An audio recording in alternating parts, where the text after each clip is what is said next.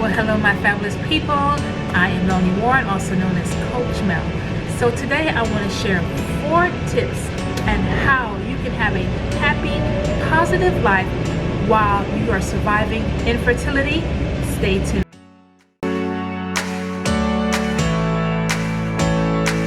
Thank you so much for joining me, my fabulous people.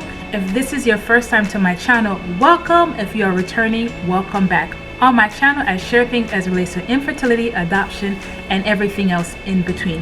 So make sure you follow me every week, subscribe, so you know when I upload videos, and also follow me on all my social media platforms, and also join my Facebook group on Never Say Never, so I can support you and create a community on your journey as it relates to infertility and adoption. So let's get started. The first tip I want to share with you is choose. Yes, choose. What do I mean? Well, first I want to share with you a scripture on Deuteronomy 30 verse 19, which says, I call heaven and earth to witness against you today that I have set before you life and death, blessings and curse. Therefore choose life, that you and your offspring may live. So that means that you have a choice on, are you going to choose life in spite of the struggle that you are experiencing as it relates to infertility? Because I totally understand, and I've been there. And it wasn't until I made a decision on maintaining a proper mindset, maintaining a positive outcome, making sure I make choices that was going to bring me hope, that was going to bring me a sense of purpose, and not allow the journey to define who I am. I love what John Maxwell says when he says, life is a matter of choices, and every choice you make makes you. So what is that saying to you? It says you're making a choice. Are you going to allow your infertility to determine who you are, or destroy relationships, destroy the life that you have? Or are you going to choose to make a conscious decision on choosing life, on choosing hope, on choosing faith? Because nothing is impossible, and in spite of what you're going through, your child will be manifesting. It may take you a little while. It might not be the plan that you saw for yourself, but know that it is going to happen. It's just a process, and it's your journey, and your journey to your manifestation of your child is special. All right? So the next tip, number 2, is cultivating. What are you trying to cultivate? You're trying to cultivate habits, routines, and relationships that are going to flourish in your life, that's going to help build your life. If you have friends, associates, things that are going to continue to make you feel worse than how you feel in your journey, then you need to get rid of them. But you're trying to find, what you're trying to do is find things, places, people that are going to help cultivate you, that's going to help mold you into the person that you need to be in order to help manifest the child that you so desire.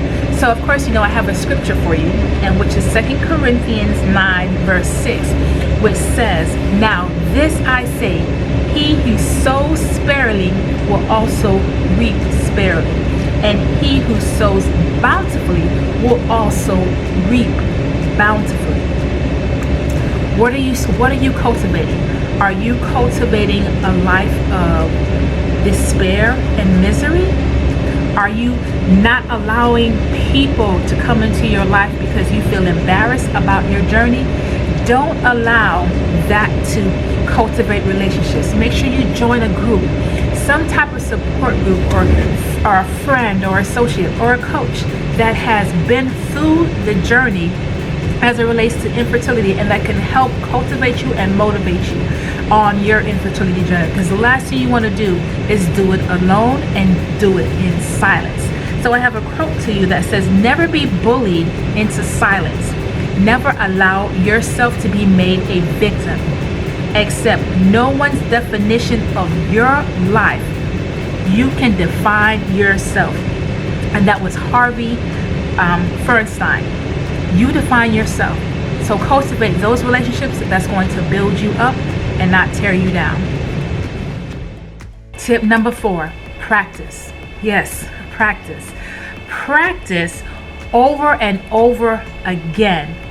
Proper mindset, that's going to create a well-being. That's going to create a healthy mindset, a healthy body, and healthy spirit. Because what ends up happening is that if you don't practice these things as it relates to your infertility journey, then it can bring you down. But if you practice positive mindset, if you practice reading things that are going to inspire you, listening to things that are going to inspire you, writing in your journal, gratitude, that is going to really help manifest the child that you so deeply desire. But you have to practice, because it is a constant battle. I wouldn't even say every day, but every moment you have to really practice on how to on how to really work on your mind, that you can cultivate a healthy well-being. Because the last thing you need to do is add any extra stress on your body, your soul, and your spirit.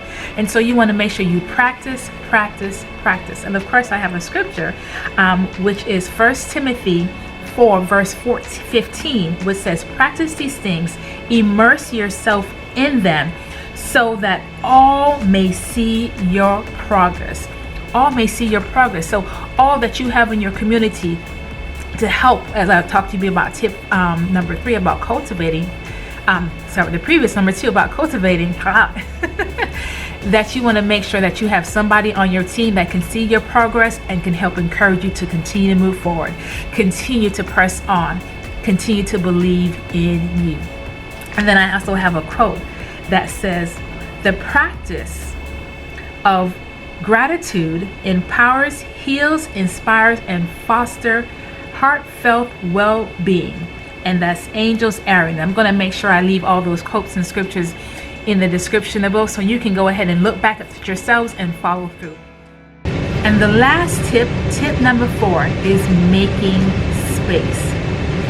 Making space, that those days when your infertility journey just has you in such a hot mess, or just trips you up and you're just like, oh, I'm not sure if I can do this anymore. I don't know, this is too hard.